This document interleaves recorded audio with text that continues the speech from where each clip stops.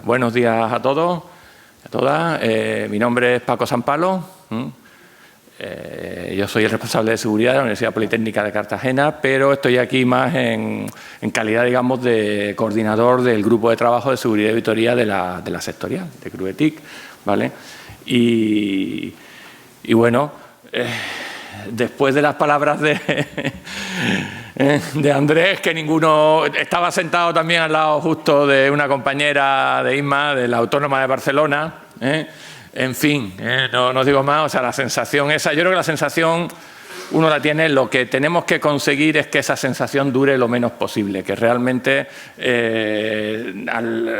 porque esa sensación, tienen que pasar por tu cuerpo 1000 sensaciones cuando uno sufre un ataque fuerte, pero enseguida tiene que notar el apoyo. En ciberseguridad es fundamental la compartición y agradecemos a la Universidad de Castilla-La Mancha, a la Universidad Autónoma, a la Universidad Oberta de Cataluña, que han compartido sus experiencias. Eso, ya que en esta parte en este slot de la jornada vamos a hablar sobre tendencias, creo que eso es una de las tendencias más importantes que tenemos que asimilar. Ya no tenemos que vivir un ciberataque como algo que tenemos que mantener en secreto, sino al contrario, como algo en lo que podemos aportar, en lo que tenemos que explicar qué es lo que nos ha ocurrido, en lo que tenemos que estar abiertos a lo que otros puedan aportarnos a nosotros. Entonces, si hablamos de tendencias, no solo es tendencias tecnológicas, muchas veces son tendencias en cuanto a cambio de cultura, ¿vale? Ahora aquí tenemos un bloque que tenemos cosas bastante sexy, porque vamos a hablar de inteligencia aplicada a la ciberseguridad, vamos a hablar de computación cuántica. Joe Biden ha lanzado hace poco un memorándum en Estados Unidos diciendo que, señores, hay que invertir en computación cuántica relacionado todo con los temas de ciberseguridad, o sea, tela, ¿no? Seguridad en la nube. Y mi parte, por eso la he puesto a primera hora, que va a ser muy rapidita, es quizás más tocho, más tocho, no más aburrida, porque no es tan sexy desde el punto de vista tecnológico, pero creo que también es una tendencia, ¿no? Venía a hablaros aquí, a daros un par de pinceladas muy rápidas sobre, para los que no estéis al tanto, a ver si abro aquí, se ve, vale, perfecto. Pongo en modo ¿está en modo presentación? No. Un momentito. Aquí, vale. Bueno, sobre un tema que hemos estado trabajando con el CCNCER, que es la guía 881. No voy a explicaros la guía porque quiero ir súper rápido para ir ganando tiempo, ¿vale? Simplemente deciros que, bueno, que creo que es algo innovador también el que las universidades, un grupo de el grupo, en este caso la sectorial, un conjunto de compañeros de universidades, nos reunamos y trabajemos con el propio CCNCERT para elaborar una guía, un perfil de cumplimiento o guía de cumplimiento del NS en las universidades. Creo que cuando se publicó el NS, la primera versión, allá por 2010, nos hubiera venido muy bien a todos, porque el NS ya sabéis que es de aplicación a todas las administraciones públicas y el encontrar una particularización en las universidades nos habría venido muy bien. Bueno, pues es un trabajo que se ha desarrollado, ¿vale?, durante todo el año pasado, durante el 2021, y finalmente se publicó en febrero. Y os digo, lo que quiero que os quedéis de esta guía, aparte podéis preguntarme en privado, o sea, bueno, o podemos hacer algún webinar en algún momento dedicado a directores, vicerrectores, para explicar más en detalle esta guía. El que quiera preguntarme en privado me puede preguntar en privado. No se lo recomiendo porque soy un pesado y me voy a poner a hablar y no voy a parar, ¿vale?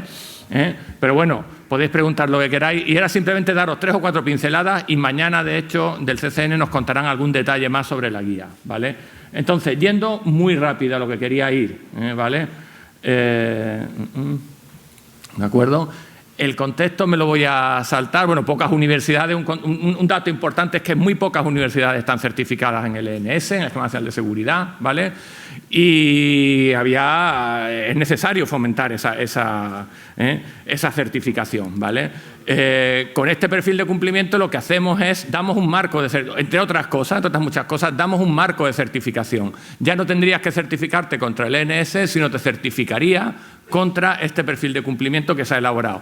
Repito, lo fundamental, se ha elaborado entre CCNCER y universidades y con una consultora de por medio. O sea, no es el fruto de un trabajo de 3 o 4 que nos hemos reunido y tal, no. Está el CCNSER detrás, por lo tanto tiene toda la validez que podáis imaginaros, ¿vale? Lo relevante, que es las pinceladas que quería daros aquí ahora, se propone un modelo de gobernanza, no es solo un perfil de cumplimiento de las medidas del ENS, sino proponemos un modelo de gobernanza, se detalla cómo debe ser la aplicación de las medidas, se establece el marco de certificación que he dicho, ¿vale? Y se exponen las herramientas que el CCNSER nos proporciona, ¿vale? La guía tiene 4 documentos, el propio perfil de cumplimiento en sí, un modelo de política de seguridad, un plan de adecuación, ¿de acuerdo? Y la declaración de aplicabilidad específica, ¿vale? Ya digo que esto mañana se verá un poquito más en detalle. Se hizo un trabajo de catalogación de los sistemas importante. Este trabajo se hizo partiendo de la legislación universitaria. ¿Cuáles son las atribuciones y los cometidos de las universidades? Partimos a muy alto nivel. Así como en la anterior guía de cumplimiento, el 803 de catalogación, lo hicimos partiendo del catálogo de servicios que se había desarrollado en la propia CRUETIC. Aquí, a instancias del propio CCNSER, se nos dijo, no, vamos a trabajar como trabajamos con todas las administraciones públicas. Vamos a partir del marco legislativo que regula las universidades, vamos a ver cuáles son las misiones de la universidad, cuáles son las atribuciones que tiene y en función de eso trabajamos para ver cuáles son los activos esenciales en cuanto a información y servicios. Por eso veréis ese cambio, ¿vale?, en la guía. Se recomienda también que todo lo que son los sistemas de universidad se engloben en un único sistema, ¿vale? No quiero entrar en detalle, porque tenemos poquito tiempo, pero sí quería incidir en esto del marco de gobernanza, ¿vale? Ahí sí hemos sido bastante innovadores. El CCN nos ha empujado a eso también un poquito, ¿no? Nos hemos atrevido a dar, digo atrevido porque esto al final puede pisar callos en las organizaciones y no se trata tampoco de eso, de verdad. Tenemos un problema nuevo, que es la ciberseguridad. No nuevo, para los técnicos no es nuevo, pero para los gestores y los políticos sí es nuevo. Entonces tenemos que darle a ellos también sus herramientas. Cómo actuar ante la ciberseguridad, cómo prevenir, cómo reaccionar, ¿vale? Entonces, al directivo lo que tenemos que proporcionarles es un marco de gobernanza, con una serie de estructuras y una serie de roles. Y por eso nos hemos mojado en la guía para proponerlo. Las guías, os recuerdo, no son de obligado cumplimiento. O sea, significa que, además, las universidades para eso somos muy libres, ¿vale? Pero bueno, es un marco de referencia que os proponemos, ¿vale? Y que os proponemos, hablo en plural porque proponemos desde CRUE y os proponemos desde CCN. Bien, ese marco de gobernanza se estructura en un comité de seguridad, una oficina de seguridad TIC, que sobre todo el comité de seguridad tiene unas labores más políticas, más de directrices generales, una oficina de seguridad que tiene más una misión de gestión de la seguridad, de control del sistema de gestión de la seguridad de la información en la institución, cumplimiento normativo, concienciación, o propuesta de medidas, seguimiento de las medidas, etcétera. Un centro de operaciones de ciberseguridad, que es la operación de la ciberseguridad pura y dura, donde la intervención de los servicios de informática es clave, es vital. Esto podemos equipararlo, o sea, ahora mismo, tal y como estamos las estructuras actuales de las universidades, un servicio de informática lo que hace, entre otras, no digo lo único, sino entre otras, una función fundamental es la de centro de operaciones de ciberseguridad, ¿vale? Y también se impulsa algo externo a la universidad, la creación de un foro de la seguridad TIC, que sería la propia sectorial CRUETIC, ¿de acuerdo? Bien, estos son unos esquemas, esta es la estructura, ¿vale? La tenéis ahí. Hablamos de cada uno del comité de seguridad, que es el órgano político, digamos, de la organización de la seguridad en la institución, la composición, ¿vale?, que se tiene que definir en la política de seguridad. Y el último punto sobre el que quería dejar, digamos, el mensaje de hoy es también el tema de roles y responsabilidades. Estamos en tendencia, dice, joder, si va a venir ahora Santiago a hablarme de inteligencia artificial y tú me estás hablando de estructuras y tal, creo que es necesario aportarlo, ¿vale? Y uno de los temas que no se ha aplicado bien desde el principio en el Esquema Nacional de Seguridad es las responsabilidades, ¿vale? Ha ocurrido, y hago autocrítica probablemente, que algunas responsabilidades a nivel político se asignaban al que pasaba por ahí. Tú eres gerente, a ti te cae la responsabilidad de responsable de servicio. Ah, pues mira, pues vale, yo no sé ni qué es eso, pero bueno, ¿no? ¿Vale? tú eres vegetariano, te cae eso. Bueno, pues no, hay que asignarlas y saber qué significan. Y hay un papel muy importante, para mí clave en todo esto, que es la clara diferencia, además lo establece el propio articulado del Esquema Nacional de Seguridad, la responsabilidad de seguridad y la responsabilidad de los sistemas, la responsabilidad del cumplimiento normativo y la responsabilidad de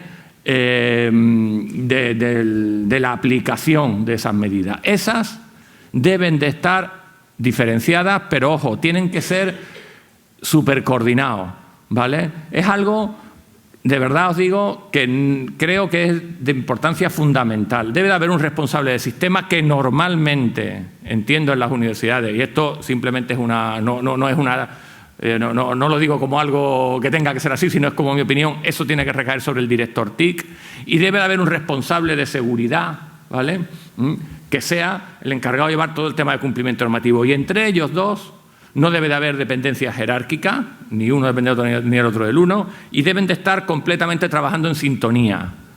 No puede haber un responsable de seguridad que le toque las narices al director de informática, eso no va a funcionar, que trabaje en plan auditor, siendo esto lo que debe hacerse y tal, no debe de ser un asesor siempre, ¿vale? Ni viceversa, ni un servicio de informática que trabaje de espaldas a lo que el responsable de seguridad establezca, ¿no?, o plantee, ¿vale? Simplemente quería dejarlo reflejado eso aquí, ¿vale?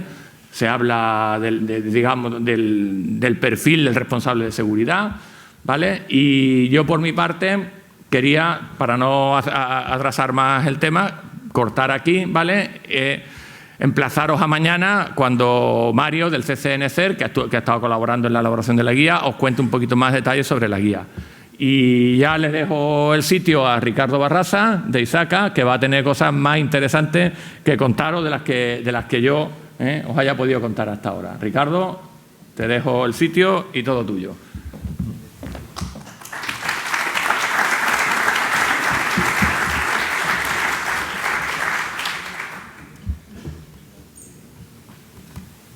Muchas gracias, Paco. Yo voy a hablar del futuro, pero no sé si también es presente. El Esquema Nacional de Seguridad es pasado y presente y será futuro, ¿vale? Yo me pillé trabajando en Telefónica y cuando nos llegó de eso hace ya 11 años, digo, tela, esto va a ser muy difícil de cumplir. 11 años después seguimos diciendo lo mismo, ¿vale? Es complicado. Pero bueno, ahora con la nueva versión, que está haciendo muchos webinars por ahí indicando las novedades, yo creo que os van a ayudar. Y cuando el CNCER lo presentó, estuve también en la presentación, pero bueno, son conscientes de lo que a las instituciones les cuesta meterse en estos temas y yo creo que va a ser una ayuda muy importante. Bueno, voy a hablar de mi libro. Pues llevo ya más de 30 y tantos años de experiencia en los temas de TI. Última promoción de licenciados de informática de la Politécnica de Madrid, allá por el año 87. ¿Vale? Y en los últimos 15 estoy más metido en los temas estos de seguridad, ciberseguridad lógica, que me gusta más que ciberseguridad, después se ha puesto de moda. Y bueno, una de las primeras cosas que hice fue prepararme para este mundo de la ciberseguridad y decidí ir con ISACA, ¿vale? ISACA es una asociación internacional que está en casi 180 países, ahí está agrupada por capítulos. Yo soy, o hasta hace un par de años era el presidente de ISACA Madrid, y donde hay más de 165.000 asociados. Esto es una certificación personal que te da una cualificación en cualquier lado del mundo y son esas. Las más importantes serían la CISA, que es de auditor informático, la de CISM, que es la de gestor de ciberseguridad, ¿vale? Son dos, yo aquí en este foro os diría, dice, oye, son dos certificaciones muy importantes que tengan vuestros empleados o futuros empleados. Os dan unas determinadas garantías y da lo mismo ser CISA aquí en España que en Singapur, que en Estados Unidos. ¿Vale? Después tenemos otras certificaciones relacionadas con el mundo de la gobernanza, tan importante que estaba ahí comentando Paco, de la gobernanza de TI, y después también el tema de los riesgos. La última que ha salido es esta última, que es CDPS, que le llaman CIDIPSI, que es un tema asociado a la privacidad, pero desde un punto de vista un poco más ingeniero. Y estos son certificados más bien de un nivel relativamente alto. Entonces, Isaac se ha dado cuenta que también hay mucha gente, se necesitan gente que llegue a un nivel más técnico, y estaríamos hablando de tanto el CSX como el Cyber Security Audit, una visión para hacerlas, desarrollar o implementar seguridad o para auditarla. Y después tenemos un clásico que es COVID, que muchos lo conoceréis como es un framework relacionado con el tema de la gobernanza. No hay que inventar la rueda, ya está inventada, se llama COVID, y de ahí coges lo que te interese, mucho, poco o nada, ¿vale? Ya cada uno lo que interese. Y también algunas de vuestras universidades, en los másteres que preparan fuera del, nunca me acuerdo cómo los denomináis, los que son más libres, que tenéis libertad, tenemos acuerdos para que los alumnos se formen de manera que ya vayan preparados y se puedan presentar a este tipo de exámenes tanto del CISA como del CISM, ¿vale? Son acuerdos que tenemos con algunas universidades. Pero bueno, en este foro yo os diría, oyes, si buscáis profesionales que os ayuden en estos temas de ciberseguridad, tanto en la auditoría, en la gestión o en lo que yo llamo el cacharreo, ir buscando estos perfiles que tengan estas certificaciones. Y sin más, voy a hablar de eso que decía tan sexy, pero quizás a lo mejor es el título. Bueno, iba a ser un primer paso rápido, un poco para hablar de qué estamos hablando del qué es la criptografía actual, qué es la computación cuántica, si es que alguien lo sabe. Yo voy a hablar de ello, pero no sé si lo sé. No, ya lo digo yo, no lo sé. Eso se supone que es una foto de un computador cuántico, ¿vale? Se supone. Eso es lo que nos dicen en Internet. Yo no los he visto. Sé que existen. Y lo más importante, no sabemos lo que hay, ¿vale? Ahí siempre estamos con el miedo de lo que tienen los chinos por ahí escondidos, ¿vale? Que siempre da bastante miedo. Bueno, el tema de la criptografía, pues bueno, al final lo que son unas técnicas para cifrar o codificar el mensaje para que no te lo puedan pillar. Eso estamos hartos de verlos en las películas, y algunas pues han hecho que la gente le pique el gusanillo por estos temas, ¿vale? Siempre el objetivo tiene que ser la confidencialidad, pero después nos daremos cuenta que no es lo único que tenemos que tener también más cosas, como saber quién es el remitente, ¿vale? Si es íntegro el mensaje, y después quién es el remitente, ¿vale? Pues entonces, pero bueno, la criptología se encarga del estudio de todos esos algoritmos, protocolos criptográficos, ¿vale? Pensar que estamos en el mundo de las matemáticas. Las matemáticas no se inventaron ayer, las matemáticas llevan una gran tradición, ¿vale? Y todo este tipo de algoritmos son bastante antiguos, ¿vale? No son de antes de ayer. Lo que sí van cambiando son las técnicas, como vamos a ver ahora mismo. Hablan del primer método de cifrado, fue el cifrado del César, ¿vale? En los romanos pues ya mandaban los mensajes cifrados, y lo que hacían era desplazar n caracteres el alfabeto, ¿vale? Y entonces pues al final lo desplazaban un poquito, 3 o 4 caracteres, y aquello era, pues el que lo cogía era chino. Pero a poco que investigase un poco, pues seguramente lo descifraban rápidamente. Era una clave muy básica, ¿vale? Pero después hemos visto en las películas de la Segunda Guerra Mundial, esas máquinas Enigma, que la verdad que todas nos llamaron la atención, que eran unas máquinas eran máquinas mecánicas, pero al final era un algoritmo matemático que estaba dentro, ¿vale? Y yo creo que nunca fueron realmente descifradas, si bien es cierto que los británicos, casi en el primer ordenador, como cambiaban de clave todos los días, había días que conseguían la clave y otros días que no, ¿vale?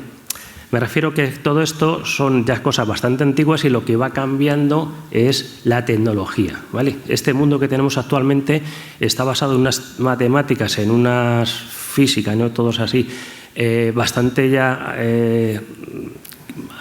antigua, y lo que cambia son las herramientas que nos permiten hacer. Y ahora lo que tenemos es la física cuántica, que parece que estamos empezando a manejarla. La criptografía simétrica pues es una criptografía que utilizamos habitualmente, en la que con la misma clave se cifra y con ella también se descifra.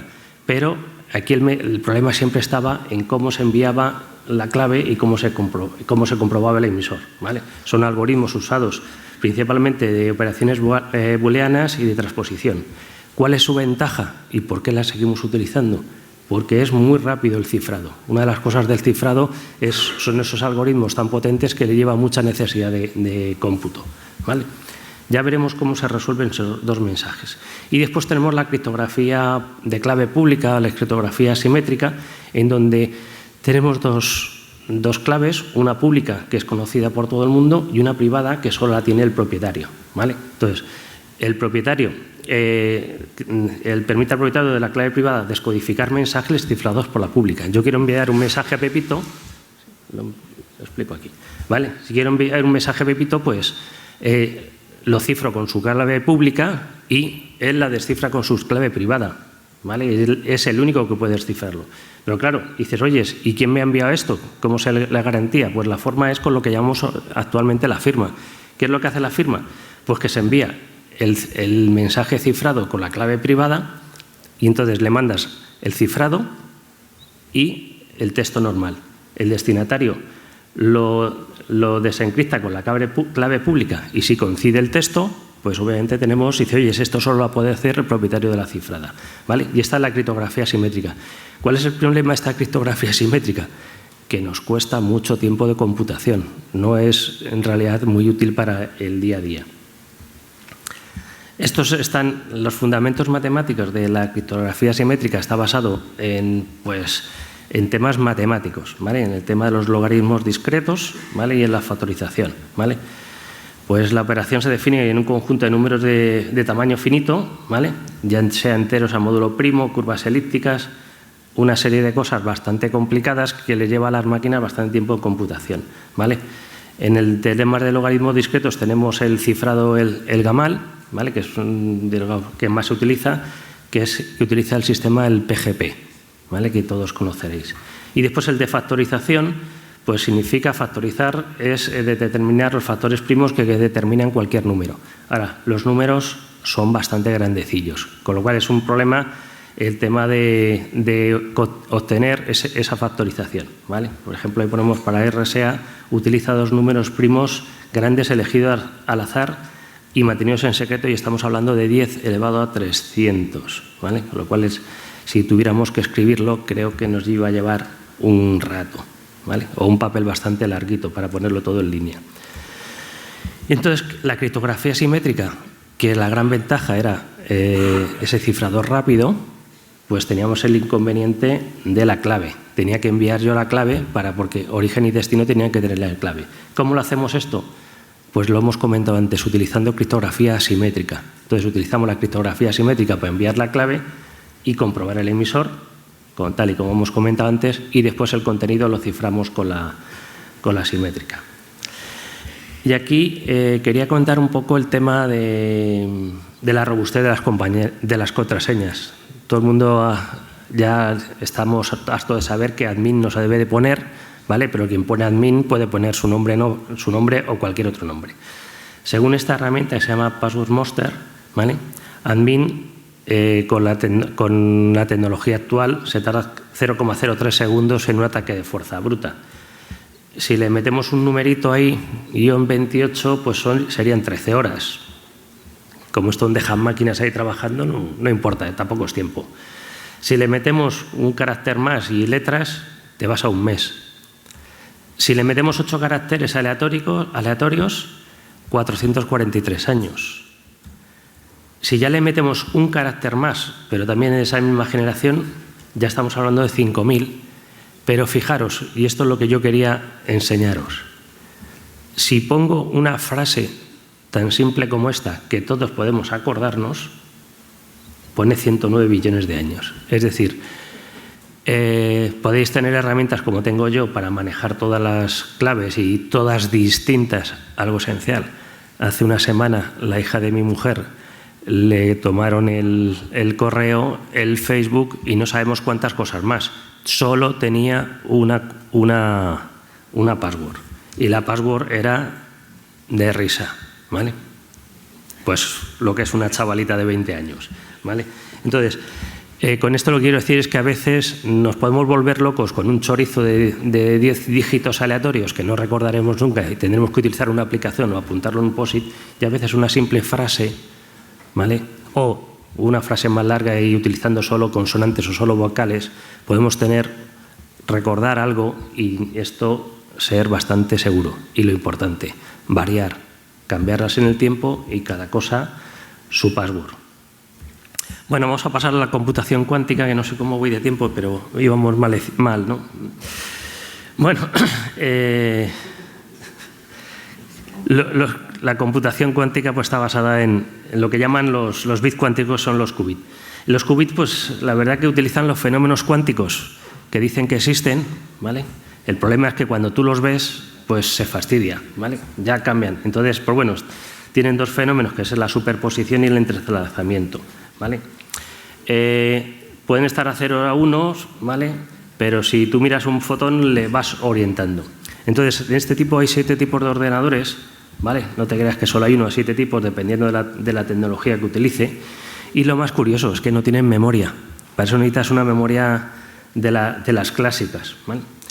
Actualmente la temperatura que hay que ponerlos es una temperatura próxima al 0 absoluto, con lo cual también complica un poco el tema. Y los qubits, pues de momento generan muchos errores. Fijaros que estos son problemas de la tecnología, nos faltan herramientas, ¿vale? Ojo, tenemos unos ordenadores muy básicos en este aspecto, pero es un tema de tecnología, nos falta tecnología. Aquí el tema el principio de indeterminación lo hablan de la esfera de Bloch, y es donde el fotón, el spin, está dando vueltas ahí en su 3D, y dependiendo cómo lo mides, pues lo orientas, ¿vale? El observar lo orientas, ¿vale? Con lo cual, dependiendo de en qué eje empieces a mirar, pues cambias la orientación. El primer eje es esencial porque el segundo ya lo influyes, ¿vale? Y le das un 0 o un 1, ¿vale? Entonces, en este mundo, el orden de los factores sí afecta al producto. Y el tema de mirar afecta al contenido, con lo cual esto nos afecta a las comunicaciones, ¿vale? Tenemos dos tipos de criptografía, quizás vamos a pasar un poco más rápido. Es una orientada en las cualidades físicas de la cuántica y otra en cualidades matemáticas, ¿vale? Esta de distribución de claves cuánticas pues es muy interesante, pero yo creo que el mercado está yendo hacia otro mundo, hacia el de las matemáticas, ¿vale? Quizás que sea un poco por la poca madurez que tenemos en las herramientas de manejar esto. Ahí el ejemplo es el protocolo BB84, que no es otra cosa que una criptografía simétrica donde lo primero que enlazas entre origen y destino es la clave. Y si hay un man in the middle, pues se detecta y hasta que generas una clave que sea confiable. Esto es un rollo técnico bastante importante. Pero bueno, esto quizás el problema también viene un poco por la tecnología. Y después la criptografía postcuántica, que quizás es donde estamos poniendo más el foco. Al final son algoritmos de los que estamos acostumbrados, son algoritmos matemáticos, y hay un algoritmo cuántico probabilístico de Grover que este es el que nos está preocupando, que este es el que puede meter mano a nuestras comunicaciones actuales. Y este es el preocupante. La situación actual es: no nos preocupemos, pero esto es un tema de tecnología, con lo cual mañana alguien inventa algo y sobre todo algún matemático, algún algoritmo nuevo y de repente estamos en pelotas. Y digo estamos en pelotas no hoy, sino todo lo que llevamos trabajando durante años.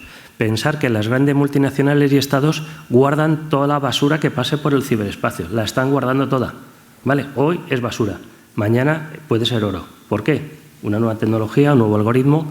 Entonces, eso es lo que tenemos que ir mirando ya, ¿vale? Aquí he hablado del algoritmo de SOR, pues bueno, va en la línea de esto que estoy comentando, que es que se van a reducir mucho el tiempo. Esto que os he dicho antes, de que esa frase eran no sé cuántos billones de años, eso puede reducirse drásticamente. Y esto es lo que nos tiene que preocupar. ¿Y qué es lo que tenemos que...? Bueno, aquí hablan de esquemas híbridos, un mix entre lo que tenemos y lo futuro para salvaguardar lo que tenemos y si hay cambios, poderlos actuar rápidamente. Hablan del crypto agility, esto, pues bueno, todo lo que también tenga la frase agility al final mola mucho, pero no sé si alguien sabe de qué va, yo no, pero habla mucha gente de esto, lo oiréis hablar. Y hoy todavía no hemos hablado del metaverso, pero también. Y bueno, esto es lo importante son los estándares. Todavía esto se empezó en el 17 y se están hablando estándares para conseguir estos estándares de criptografía. Uno para el tema del cifrado de intercambio de claves y otro para la firma digital. Esto llevan diciendo que va a salir, cualquier día sale, a lo mejor mañana, ¿vale? Y entonces van a ser, quizás, cuando se normalice, habrá que ir a lo que realmente utilice el mercado. Y ya por último, es cómo proteger nuestros datos hoy.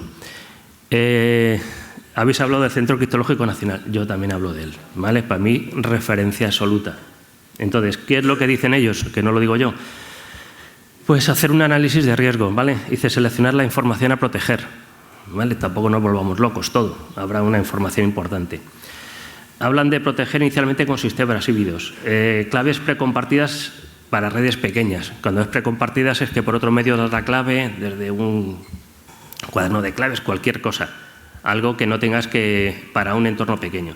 Si es para un entorno más grande, pues obviamente es combinar dos esquemas de clave pública que hablan con unidas con un XOR, ¿vale? Bueno, esto complica bastante, ¿eh? Yo creo que esto ya te da un plus de seguridad bastante importante.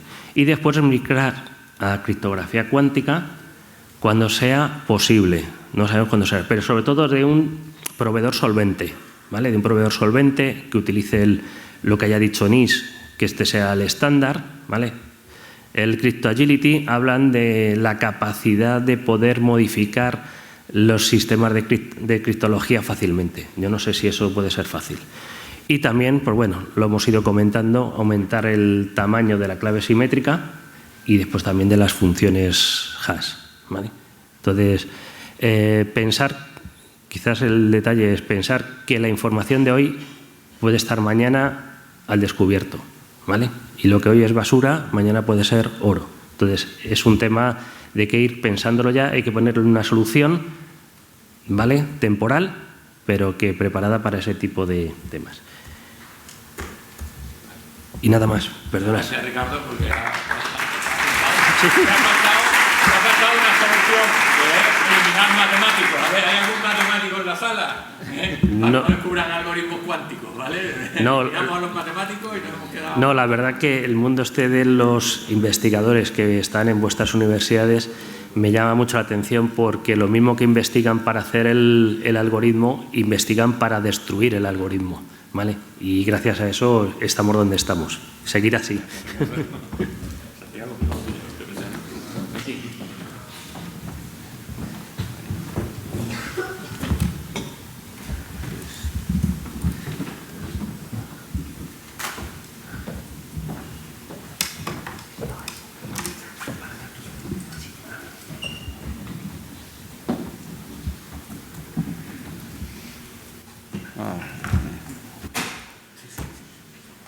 Espérate. Vamos a sacarlo en PowerPoint.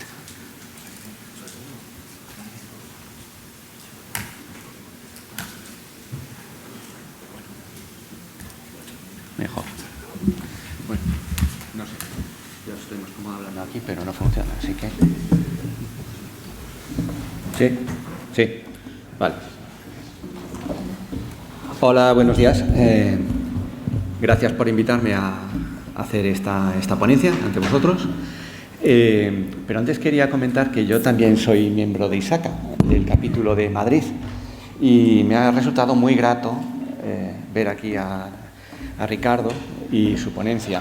Yo valoro mucho las certificaciones de ISACA, me han sido de gran utilidad durante los años que he sido responsable de tecnología en una universidad, y realmente os animo a sacároslas. Están chupadas, mucho más fáciles que la criptografía cuántica. Y creo que además las universidades pueden tener un papel en fomentar esta carrera de auditor, que está al alcance de todos los implicados en la gestión de tecnología y en ingeniería. Y es una carrera realmente de gran utilidad social. Bueno, yo vengo a hablar de un estudio que he realizado sobre la situación, el panorama de la inteligencia artificial en el dominio de la ciberseguridad, para bien y para mal, y las universidades cómo nos afecta. Ese estudio se ha publicado hoy en la revista Ruidera de la Universidad de Castilla-La Mancha, junto con una serie de artículos realmente interesantes de otros compañeros. Y como es muy denso, he preparado un repositorio donde todos los documentos referentes y algunos estudios muy interesantes que voy a citar los podéis descargar directamente, o incluso esta ponencia, y así, en cuanto me corte Paco, tenéis el resto. Y por eso mismo, como veis, ahí tenéis un enlace para hacer la descarga, ¿vale? Por ese mismo motivo... mejor, sí. De que el tema es un poco denso, pues voy a empezar por el resumen, ¿vale? Las conclusiones. Para empezar, la inteligencia artificial está madura. Si recordáis, en 2016 un ordenador, una inteligencia artificial venció al jugador mundial del Go.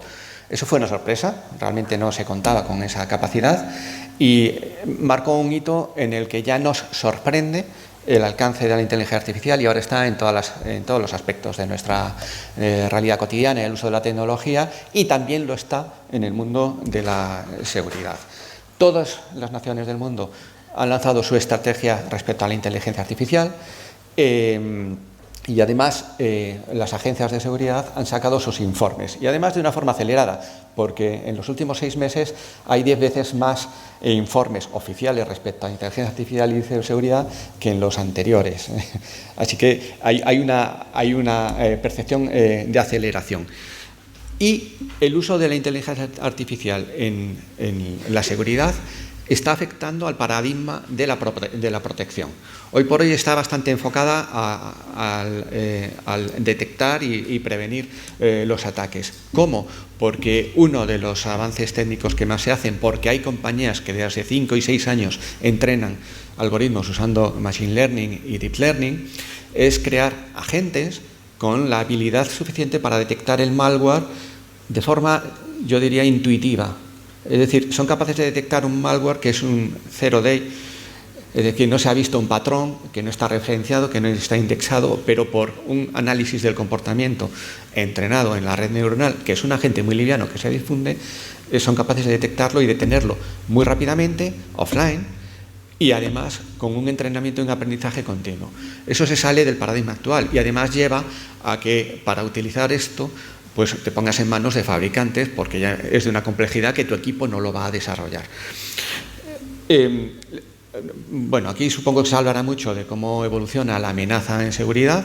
Es evidente que está desbocada, se profesionaliza. Os he colgado un informe de Pricewaterhouse acerca del grupo Conti, de origen ruso, que ha creado una empresa con ya no solo tecnología y capacidades tecnológicas para hacer del ransomware un servicio, sino que además han estudiado management en el IE o en el IS o en una gran universidad, porque es una estructura empresarial, con su recruiting, con sus incentivos, con una segmentación del negocio, y se hace más sofisticado y más potente. Contra eso no se puede luchar solo desde una entidad. Así que vamos hacia una protección agregada y hacia ponernos en manos de especialistas que llevan años invirtiendo en ello. La inteligencia artificial aporta, digamos que se puede analizar su ataque en 3 ejes. Uno es que optimizan el malware.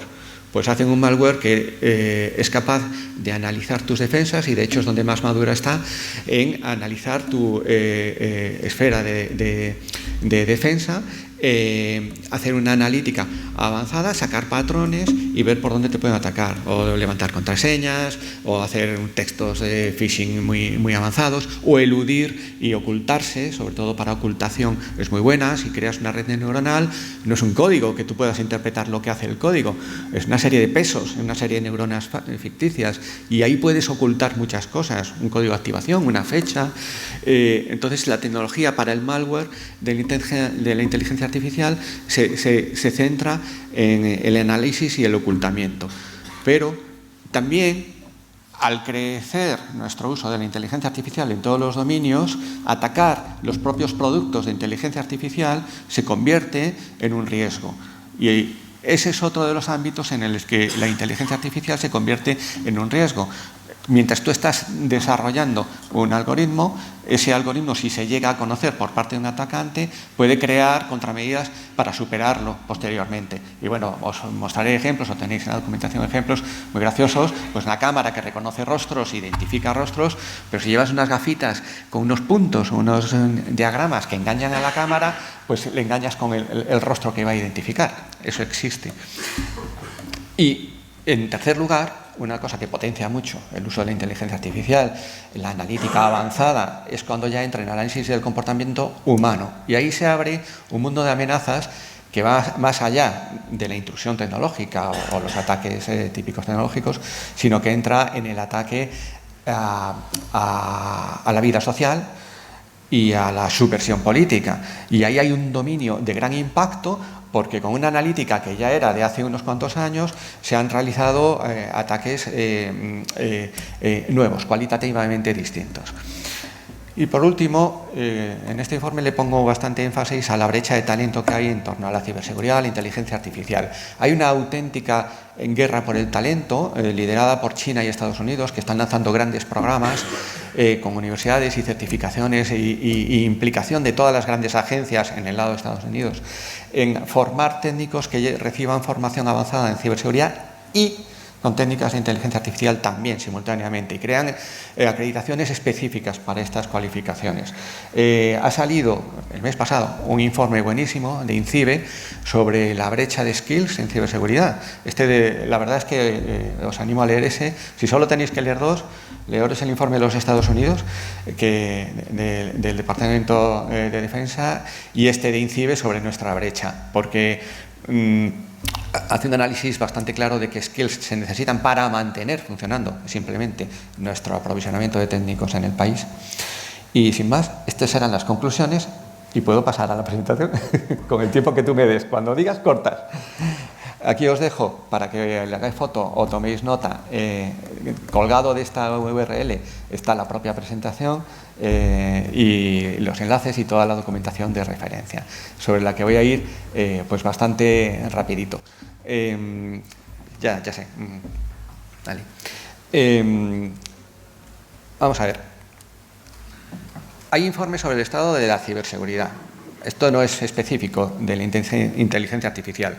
En nuestro país son los informes de INCIBE y Centro Criptológico Nacional, pero hay dos muy interesantes que hay publicados por ahí. Uno de Sophos sobre el estado del ransomware, donde además dice en todo el mundo que el 65% de las universidades han sido atacadas por ransomware el año pasado, ¿vale? Y un paper buenísimo de Microsoft, el Cyber Defense Report, ¿vale? Las tendencias de seguridad ya las conocéis, y el uso de la inteligencia artificial en ciberprotección está analizado. Bueno, hay unos informes de Capgemini que indican que las empresas ya lo están implantando. Ya desde el 2019 hay planes de implantación. Más de la mitad de las empresas consultadas tenían planes de implantación de técnicas de inteligencia artificial para la protección. Esto es una realidad de mercado, del mundo de la empresa, ¿de acuerdo? Además, la inteligencia artificial ha absorbido todas las técnicas analíticas anteriores. Yo usaba algoritmos genéticos en los años 90. Esto está incorporado ahora en el flujo de inteligencia artificial. K-means, cluster, todo eso está ya integrado con las herramientas actuales. Pero dentro de esa tipología que ha analizado ENISA de cara a la aplicación en la seguridad, en otro paper interesante, esa línea azulito es un área que es el que os decía yo antes, que no es explicable cómo funciona. Cuando tú creas una red neuronal que la has entrenado, la conviertes en un objeto de 10K o 100K que distribuyes como agente y que va a tomar sus decisiones puesto en un equipo, y lo abres a ver qué hace y cómo hace, te encuentras con pesos en neuronas y en niveles más o menos densos de neuronas que no te explican el funcionamiento. La falta de explicabilidad es una defensa y es una debilidad según se mire dentro de la inteligencia artificial. Cualitativamente introduce una protección distinta. Ya no estamos en un entorno sistematizado, normalizado y predecible. Estamos más bien dentro de agentes que se comportan de una forma instintiva. Lo has entrenado para detectar algo que parece un malware, que nunca existió porque es nuevo o es zero day, pero te suena a malware. ¿Por qué? Pues no te lo sé decir. Mi red neuronal me dice que esto suena a malware, pero es que la siguiente vez habrás aprendido. Es decir, hay una reacción muy rápida de tipo instintivo o casi inexplicable. Y, en tercer lugar, aprende y evoluciona. Por eso hay que contar con soluciones que estén integradas en una plataforma que evoluciona. ¿De acuerdo? El Deep Learning se basa en un enorme aprovisionamiento de datos, con lo que probablemente necesites una gran estructura, Big Data y computación muy acelerada para hacer todo el cómputo paralelo de entrenar un algoritmo con Machine Learning o Deep Learning. Luego creas tu red neuronal, la paquetizas, la metes en los sistemas que van a hablar con ella y la vas a sensorizar, la distribuyes y creas el bucle de realimentación para el aprendizaje. Y así creas una herramienta de conducción automática, un dron o un agente XDR de ciberprotección. Esto, ENISA ha analizado todo el flujo de vida de cómo se produce esto para ver en qué puntos puede ser atacado la cadena de suministro de soluciones de inteligencia artificial. Y crear esto cada vez es más difícil. Hay una especie de ley de Moore, pero en 3 meses, que se va duplicando el esfuerzo necesario en petaflops diarios de análisis para producir algo nuevo, algo relevante en inteligencia artificial. Bueno, aquí esto es una diapo nada más. En el informe analizo qué ofrecen como medidas de protección basada en inteligencia artificial cada una de estas empresas, que son las mayores del mundo y las más relevantes, algunas nuevas como Deep Instinct, que no sé si conocéis, pero ya lleva 7 años, o no, 5 años y llevan 7 generaciones de su máquina, de su agente inteligente, y además ellos tienen un objetivo, y es que reducir al 0,1% los falsos positivos. Que la clave, ahí es donde se hace económico esto, que no pierdes tiempo buscando un correo que mandaste a spam indebidamente. Desde el punto de vista de la ciberamenaza lo tenemos en todas las áreas, en todos los momentos del ataque. Pero la madurez, hoy por hoy, tal como ha analizado por ahí en un instituto sueco, está más en la parte de analizarte, de reconocer y estudiar cómo tienes tus sistemas de protección. En lo demás hay menos madurez.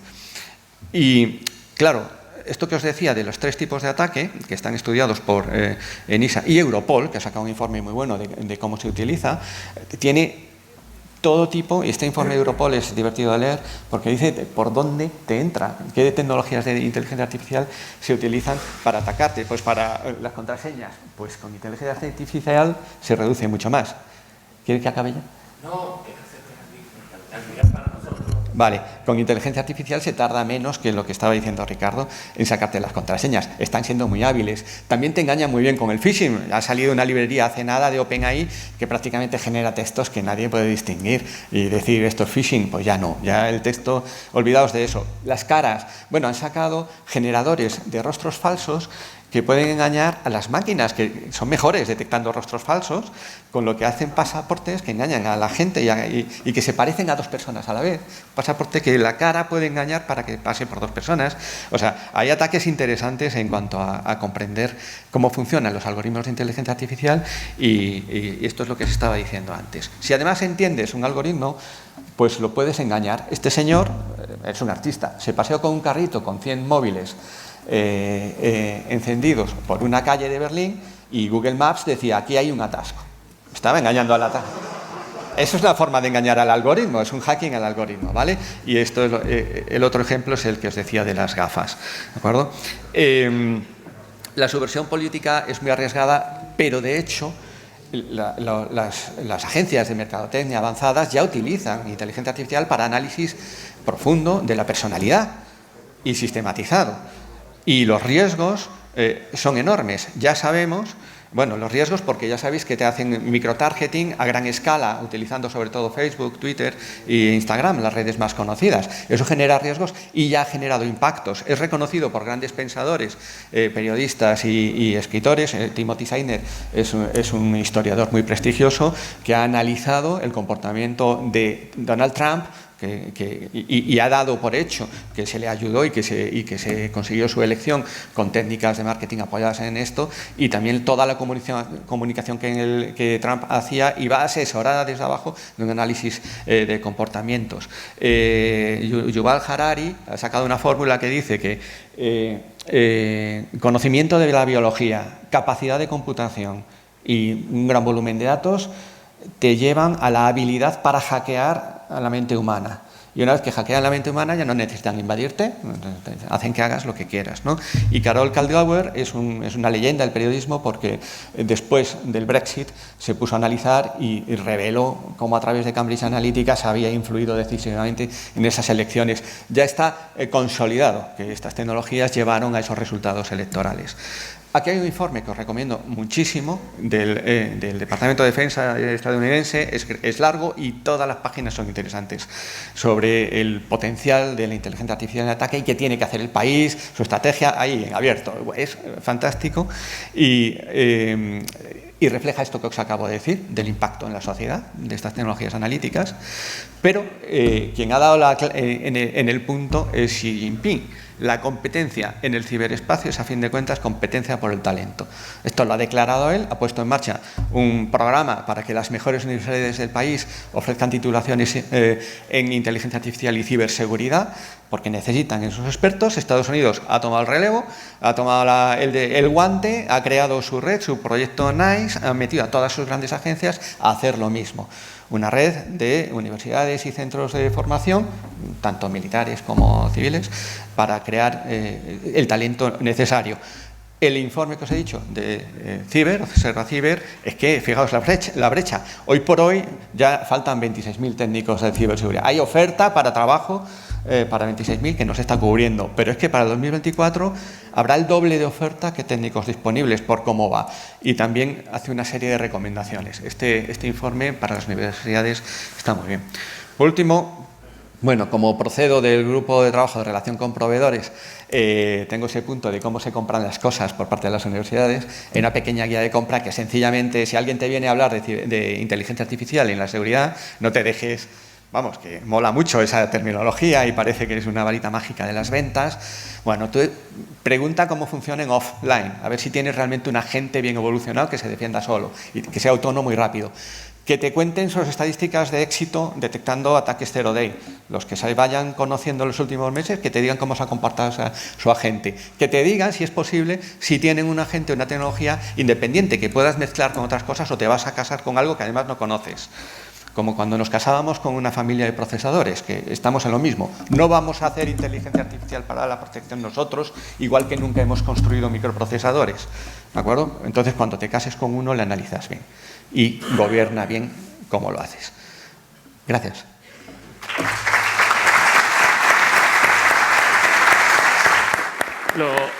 Lo primero, pedirle perdón a Santiago por tener que cortarle. Realmente súper interesante. ¿Cuánto cuesta la revista? Porque el artículo no me lo pierdo. Y creo que hay unos ejemplares. Ya os dije que íbamos a ver temas sexy, empezó a aburrir la cosa, pero... Por ahí había, aquí abajo está la URL de la revista, pero es la revista Rivera de la Universidad de Castilla-La Mancha, pero hay mucha más chicha en esa revista porque hay un montón de artículos muy interesantes de ciberseguridad escritos por compañeros de universidades, por ti mismo, Paco. Me las de huerto. Vale. Así que os animo ya tenéis lectura. Bueno, agradecerlo tanto a Ricardo como a Santiago, que han sido muy breves. Vamos más o menos entrando en tiempo. Ahora vienen nuestros patrocinadores, uno de los patrocinadores de la jornada. Son José Carlos Cerezo e Ismael Yuste. Ellos no son los patrocinadores, son Google el patrocinador realmente, ¿vale? Y nos van a contar pues temas sobre cómo podemos utilizar la nube también para nuestra defensa. Así que todo vuestro, en principio yo creo que podéis cumplir los 20 minutos, porque nos comemos el turno de preguntas, eso sí, y procuramos ganar algo de tiempo, ¿vale? No, quiero Pues yo me quedo tranquilo porque según la última presentación voy a tener trabajo para los próximos años, o sea que veo que vamos bien. La idea un poco de la presentación, primero agradeceros a todos que estéis aquí, a la universidad, al CRUE, a todo el mundo, es daros una visión de cómo moverse al cloud o empezar a desplegar servicios en la nube puede ayudaros en el ámbito de la ciberseguridad, ¿no? Y hacer una relación un poco con, como dicen los americanos, estos desafíos o esos problemas o problemáticas que os encontráis en el día a día cuando estáis trabajando en los proyectos de ámbito de la ciberseguridad y cómo os puede ayudar moveros al ámbito de la nube. Estamos mi compañero Ismael y yo lidero la práctica de seguridad y compliance y regulaciones en el ámbito de Iberia, España y Portugal, y mi compañero Ismael lidera la parte de educación dentro de Google. Y vamos a empezar, pues yo creo que a lo mejor esta situación, yo como os he dicho, pues trabajo en las universidades, trabajo en empresas privadas, sector público, y entonces pues llevo años ya, bueno, llevo 22 años dedicado al mundo de la ciberseguridad, entonces ya llevo un tiempo, ¿no? Y esta normalmente suele ser la situación, probablemente vosotros no estéis ahí, o vais a estar en un futuro, donde alguien os va a comunicar que hay que llevarse al cloud, hay que llevarse a una nube un determinados proyectos, ¿no? Y en la parte izquierda pues está el CTO, está el CIO, estará el responsable, vicerrector, quien sea. En la parte derecha pues está la persona que lleva la seguridad, no estamos nosotros. Entonces normalmente existe una comunicación, ¿no? Pues oye, este es el plan para moverse a la nube. Y la realidad es que probablemente seguridad no está involucrado en este plan nunca, ¿no? Entonces le llega un día, se lo comentan y el de seguridad pues obviamente siente reacio. Dice, oye, ¿por qué vamos a ir a la nube, no? ¿Cuál es el sentido de irse a la nube? ¿Por qué? Yo ya tengo controlado, tengo mis controles en el mundo on-premise aplicados, más o menos me siento confortable, tecnología que voy evolucionando a medida de las que las amenazas o el panorama va creciendo. Y la realidad es que al final pues nos vamos a la nube porque es mucho más eficiente, porque es escalable y sobre todo porque podemos empezar a democratizar tecnología, ¿vale? Como ha comentado mi compañero, la inteligencia artificial es un ejemplo de ello. ¿Cuánto cuesta montar un entorno de inteligencia artificial en el mundo on-premise? Es extremadamente caro, frente a montarlo en la nube, que son 3 clics y va evolucionando, ¿no? Entonces, cuando hay este comentario o esta discusión, al final dice, bueno, pues vamos adelante y vamos a funcionar, ¿no? Para poder buscar una similitud de lo que es la seguridad on-premise y la seguridad en la nube, simplemente quiero dar una visión a los proyectos o a los 6 proyectos de seguridad que normalmente aborda una compañía, una institución o una universidad, me da igual, son los 6 principales, ¿no? Que en mayor o menor medida ya estaréis abordando o vais a abordar. El primero es el famoso la gestión de identidades y el control de acceso. Yo creo que esto todos en mayor o menor medida lo hemos sufrido, ¿verdad? Y hemos sufrido yo empecé trabajando hace muchos años en una empresa SIA que hacíamos la gestión de entidades hace 20 y tantos años y también íbamos a universidades, ¿no? Tecnología compleja, integrarse con sistemas complejos, era todo un follón, el IDP, el Active Directory, el directorio activo, todo, ¿no? Y eran proyectos largos, duraderos y encima parecían que nunca se acababan. El segundo, que lo han comentado también, la protección de la información, ¿vale? Hemos hablado de algoritmos simétricos, asimétricos, cuán complejo es esto, ¿verdad? En el mundo on-premise, ¿cómo cifro yo la información? ¿Qué algoritmos utilizo? ¿Esto lo soporta? ¿No lo soporta? ¿Está estandarizado? Ahora cifro con el 128 de AES, este ya no es seguro, tengo que cifrar el 256, tengo que ir evolucionando en el tiempo, usar la criptografía cuántica, esto es un problema, ¿cómo lo hacemos ahora? ¿Cómo voy a recifrar todo lo que existe, verdad? Entonces estos al final son retos que muchas veces llevan a proyectos inconclusos. El tercero, que también ha comentado mi compañero anterior, es la detección de las amenazas, monitorización, detección y defensa. ¿Cómo puedo desplegar unos sistemas basados en un concepto que luego veremos también llamado el Zero Trust famoso? ¿Qué significa esto? Que yo pueda tener diferentes capas y que cada capa por sí sea suficiente para protegerse, asumiendo que la anterior ha fallado, ¿vale? Y esto es clave. Entonces, ¿cómo voy a evolucionar? Habéis dicho, pues me caso con un proveedor de confianza ya, pero ¿cómo evoluciona ese proveedor? Porque obviamente el mundo, como ha comentado, el mundo de la ciberseguridad, el mundo de las amenazas, el mundo del malware va muy rápido y yo lo que despliego hoy probablemente lo tenga que actualizar mañana, ¿no? Y esos tiempos se van acortando. El Zero Trust, los accesos remotos, y esto lo hemos tenido que pelarnos todos los últimos 2 años. Con el COVID, al final, todos nuestros empleados, nuestros estudiantes han ido fuera a casa, tenían que conectarse y no dábamos abasto a montar VPNs. No escalaban y además implicaba un riesgo de seguridad. Hablo un canal directamente a la red universidad y cualquiera se puede colar con una VPN en un dispositivo que no va a estar gestionado, ¿no? El último, como comparaba mi compañero Ismael, es el espacio de trabajo. Vamos a modernizarnos, vamos a poder trabajar conjuntamente, pero ¿cómo voy a aplicar esos controles de seguridad? Y final, y no nos olvidemos, las regulaciones. Hay una clave, que es en España, que todos tenemos que cumplir, que es el Esquema Nacional de Seguridad, pero hay otra serie de regulaciones, buenas prácticas, que son necesarias cumplir. La Ley Orgánica de Protección de Datos para proteger la información o buenas prácticas como son las ISO 27001, ¿no? Entonces, estos son los retos que en mayor o medida nos hemos ido enfrentando a lo largo de los años, con mayor o menor éxito, da igual las universidades, el sector público, las empresas privadas, con mayor o menor éxitos en todas ellas. ¿Qué ventajas tiene abordar esto desde un punto de vista de la nube? Y os vamos a contar nuestra visión, o nosotros cómo lo hacemos, ¿vale? Fundamentalmente. Voy un poco deprisa, sobre todo por una cuestión de tiempo, pero daros cuenta que esto es el modelo de gestión de identidad de Google Cloud. Hay 2 repositorios de identidades. Y diréis, ¿por qué hay 2? Porque normalmente siempre hay un usuario interno, que es el que está a la izquierda, que se llama Cloud Identity, y a la derecha un usuario de consumo. En vuestro caso, por ejemplo, el de la izquierda serían vuestros empleados, los profesores, en la derecha los estudiantes. Las identidades no tienen por qué estar mezcladas, son ámbitos diferentes. A partir de ahí, esto lo que se hace es sincronizar y dar autenticación, proveer y darla, integrarse. No voy a tener varios repositorios de identidades que tengo que tener sincronizados, sino que tendré uno que es el que proveerá esa identidad. Tienes que tener también en cuenta que el modelo Zero Trust famoso se basa en que la frontera ya no va a estar en un perímetro, sino va a estar en la identidad, por lo cual la identidad hay que controlar y gestionarla. Como han comentado antes, es fundamental también que pasemos de las password a un mundo sin password. Y esto cada vez vais escuchándolo más a raíz del FIDO. Pero es necesario proveer mecanismos de autenticación fuertes que eviten los ataques de phishing, que al final, como habéis visto el ransomware, uno de los principales métodos de ataque es el phishing. Si yo le doy una llave criptográfica y controlo la autenticación del usuario, reduzco prácticamente a cero la posibilidad de caer un ataque de phishing o en un maldito clic, ¿vale? Seguimos avanzando. El cifrado. Hemos comentado los algoritmos. En Google todo está cifrado por defecto, ¿vale? Es decir, si yo tengo en mi mesa un proyecto de tengo que cifrar la información en reposo, todo está ya cifrado.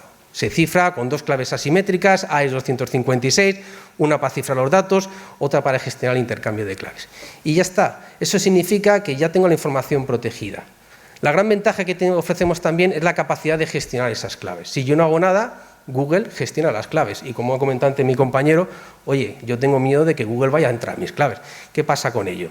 Pueden entrar a las claves y a la información. Y para ello introducimos los controles soberanos, ¿vale? La idea de esto es que nosotros no tengamos las claves del cifrado. El cifrado, el dato va a estar en tres áreas. El dato en reposo, y las claves no las tiene Google, las tenéis vosotros, que se integran nativamente con Google. De tal manera que el dato, cuando permanece en reposo, está almacenado, está con una clave que no tiene Google. Y así garantizamos que nosotros no vamos a acceder, aparte, por supuesto, de los contratos y los términos y condiciones firmados. El segundo es en tránsito, cuando el dato se está moviendo de un sitio a otro, cifrado por defecto. Y el último es en uso. ¿Qué pasa cuando ese dato está siendo utilizado en una máquina virtual en Google? Cifrado en memoria, a través de una tecnología llamada Confidential Computing. Con esos tres niveles garantizamos la soberanía y la trazabilidad, de tal forma que podéis utilizar la nube garantizando que tenéis el control y la transparencia que tendríais en el mundo on-premise. La detección de amenazas. No voy a entrar aquí, ¿vale? Simplemente quedaros que en Google todo está monitorizado en vuestro entorno. Se generan logs, se genera telemetría, está estandarizada. Son el nivel de abajo, que llamamos el 0 y el 1. En nivel 2 se monta una serie de soluciones que permiten dar visibilidad y monitorizar lo que está pasando y detectar las amenazas. Esas soluciones, hay alguna que conoceréis alguno, como Virus Total, que es una empresa malagueña que nace hace más de 15 años, porque Google compra hace 10 y pertenece a Google. Y es uno de los referentes de ciberseguridad a nivel mundial, puesto que es una de las bases de datos de inteligencia de malware más grandes que existe. Pero existen también soluciones como Chronicle, que te permite detectar y aplicar capacidades de inteligencia artificial a la hora de detectar lo que está sucediendo, monitorizar lo que pasa. La última capa es la respuesta y el enforcement. Si pensáis en el mundo on-premise, cuán complicado es automatizar una respuesta. Hablábamos antes del ransomware. Yo detecto un determinado elemento que está en un equipo, un ransomware, ¿cómo soy capaz de eliminar o sacar ese equipo de la red para que evitar la propagación, ¿no? En el cloud todo está automatizado por defecto, por lo cual yo puedo automatizar que cuando se produce un evento en unas capas inferiores, una respuesta rápida y poder aislar o tomar una remediación. O hacer a lo mejor algo tan simple como he detectado un indicio raro, quiero hacer un backup del sistema, hacer un volcado de memoria para luego hacer un análisis forense y saber lo que ha sucedido. El Zero Trust, como solución para garantizar los accesos remotos sin tener que utilizar VPNs. Esta es una tecnología que utiliza Google. Nosotros la desarrollamos hace 10 años y dejamos de utilizar VPNs, por el motivo de que tenemos una fuerza laboral esparcida geográficamente y es necesario conectarse a diferentes servicios y no podemos utilizar VPNs. La idea final es hacerlo a través de los frontales de Google, realizar la autenticación de la identidad, como hemos dicho antes, como principal elemento de protección, su contexto y, si es así, permitirle entrar a diferentes sitios, a servicios en Google, servicios en otro proveedor cloud o incluso en el mundo on-premise. Y ya para finalizar, el cumplimiento, ¿vale? Acordaros que es necesario cumplir con determinadas leyes, normativas, regulaciones, incluida la del NIS que han comentado. Estos son simplemente un conjunto de certificaciones que cumple Google, ¿vale? Es decir, certificaciones que iniciamos el cumplimiento. Como podéis ver en España, fundamentalmente está el Esquema Nacional de Seguridad de nivel alto. Pero hay otras certificaciones a nivel mundial que cumplimos. Esto ayuda a que a vosotros también podáis, cuando desplegáis un servicio en Google, ser compliance o cumplir con esas determinadas normativas. Y nada, oye, acordaros que al final es un trabajo conjunto. La idea final que tenemos nosotros es poder ayudaros, ¿vale? Y esto yo creo que los que ya no tenemos una edad ya sabemos lo que es. La idea final es que si vosotros jugáis solos, pues al final estáis luchando, digamos, contra los marcianos vosotros solos. La idea del modelo de seguridad compartida, y va más allá del destino compartido, es que trabajemos conjuntamente y pongáis en medio a Google para poder ayudaros en todos y cada uno de las aplicaciones de los controles y de la defensa. Y dejo a mi compañero Ismael. Muchísimas gracias.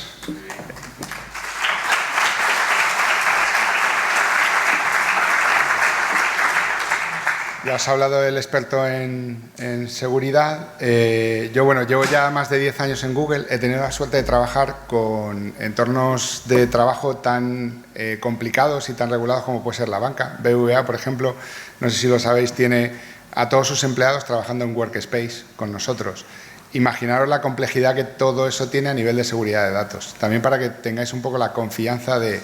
Desde Google estamos trabajando con clientes muy exigentes, BBVA es uno, HSBC es otro, con cientos de miles de empleados trabajando en entornos Workspace y trabajando también con dispositivos como pueden ser los Chromebooks que ayudan a que la superficie de ataque a la hora, por ejemplo, de un ransomware sea muy diferente a la que se tiene pues, con otro tipo de dispositivos, básicamente. Os voy a contar básicamente 4 ideas que quiero que os quedéis. En todo caso, vamos a estar por aquí tanto hoy como mañana para que nos hagáis las preguntas que queráis.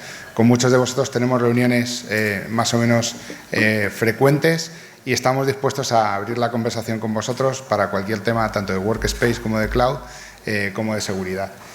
Y otra idea, quería deciros antes de nada, en Google llevamos diseñando sistemas pensados para la seguridad. Haceros a la idea de que tenemos varios grupos de productos, como puede ser Gmail, como puede ser YouTube, como puede ser Android, que tienen billones americanos, es decir, miles de millones de usuarios. Y los datos de esos usuarios los tenemos protegidos. Un usuario de Gmail está protegido por su usuario y su contraseña. Si quiere un segundo factor de autenticación, que siempre recomendamos, y tenemos todo ese número de gente protegida, sus datos, tanto en el correo electrónico como en Drive, como en los dispositivos, etcétera, etcétera. Entonces, tenemos una capacidad de diseñar pensando en la seguridad muy grande. Y eso también creo que da mucha confianza a la hora de trabajar con nosotros en diseñemos cuál es la estrategia futuro de los sistemas que queremos generar en la nube o entre la nube y nuestros sistemas internos en local, ¿no?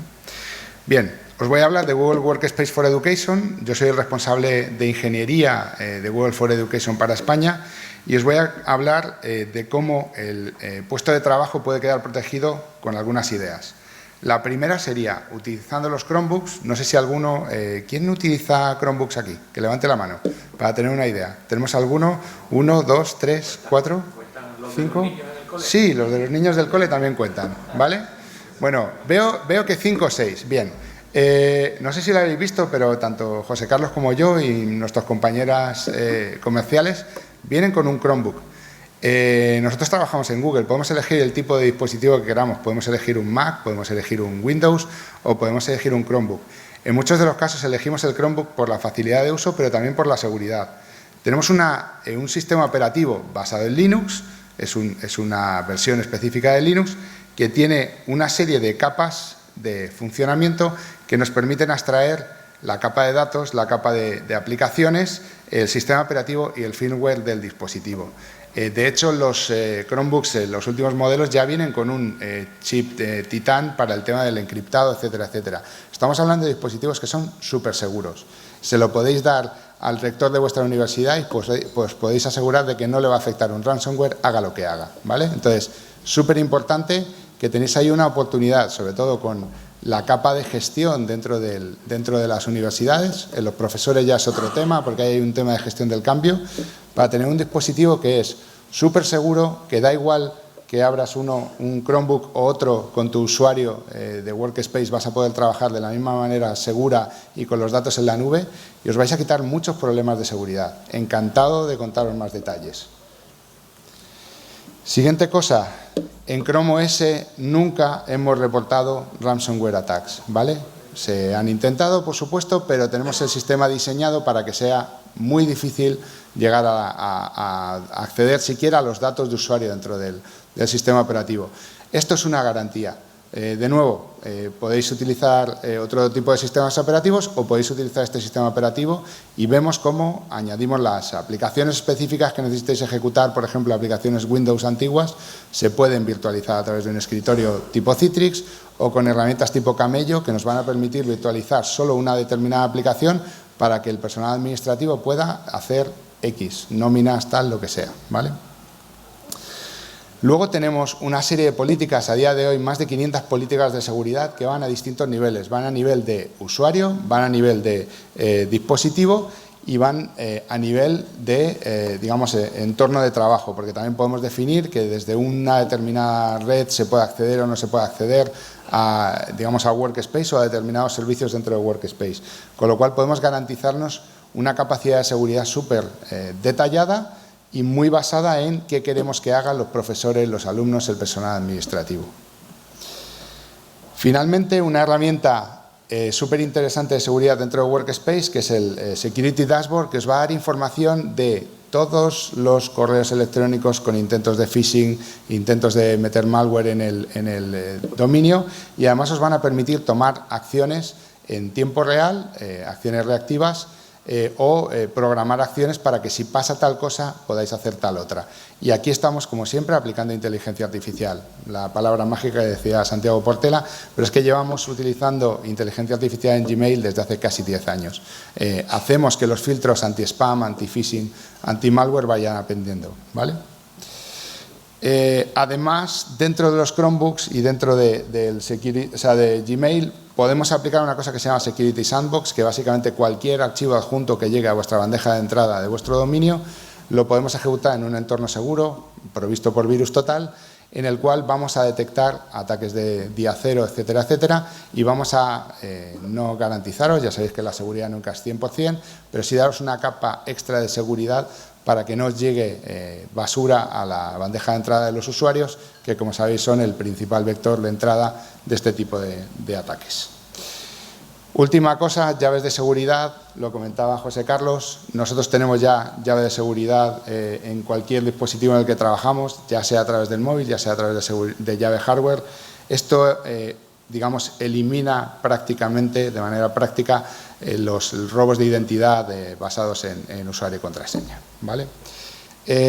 Nada más. Lo último a añadir, y hablabais antes del tema de formación, estamos ya colaborando con la Universidad de Granada, con la Universidad de Málaga, para tener grados, digamos, formación específica en ciberseguridad, apoyado todo esto por Virus Total y apoyado por los compañeros de Google Cloud en temas de inteligencia artificial, de Big Data y de seguridad informática, para ir creando los profesionales que en el futuro van a precisamente mantener estos esquemas de funcionamiento a nivel de seguridad. Muchísimas gracias.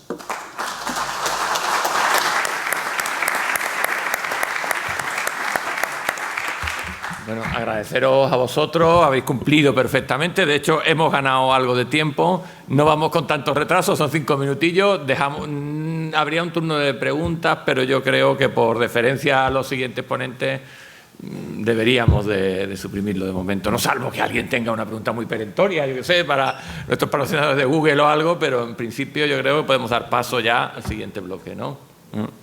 Pues nada, gracias a todos y os veremos, tenemos que hablar de cosillas. Sí, nada, seguimos hablando. Venga, muchas gracias. Venga. Santiago,